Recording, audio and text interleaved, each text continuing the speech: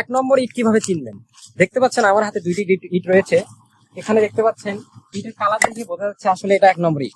এখানে দেখতে পাচ্ছেন ইটের যে শেপটা রয়েছে, শেপগুলো ঠিক রয়েছে। তারপর দেখতে পাচ্ছেন এখানে যে এই যে লেখাগুলো রয়েছে সবকিছুই পারফেক্ট রয়েছে। এবং ইটের কালারটা দেখতে পাচ্ছেন গাঢ় লাল কালার। এটা আসলে এক নম্বর ইট। আর এটা পানি শোষণ ক্ষমতা খুবই কম, 15 থেকে 20% মতো পানি শোষণ ক্ষমতা। আর এটা হচ্ছে আপনাদের অনেকদিন লাস্টিং করবে আর কি।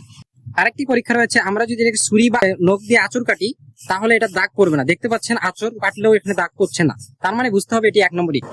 আমরা যদি আরেকটি পরীক্ষা করি, টি শেপের এটি জনপ্রিয় একটি পরীক্ষা। এখানে দেখতে পাচ্ছেন এই ইটগুলো টিকে থাকে। দেখতে পাচ্ছেন ইট দুটি টিকে রয়েছে, আসলে এটি এক নম্বর ইট। দেখতে পাচ্ছেন আমাদের ধাতব শব্দ হচ্ছে, এটা আরেকটি পরীক্ষা। যদি ধাতব শব্দ হয় তাহলে এটি বুঝতে হবে এটা হচ্ছে এক নম্বর একটি ইট। সুপ্রিয় বন্ধুরা, যদি এই ভিডিওগুলো ভালো লেগে থাকে তাহলে আমার এই চ্যানেলকে সাবস্ক্রাইব করে পাশে থাকবেন এবং ফেসবুক পেজকে ফলো করে ধন্যবাদ।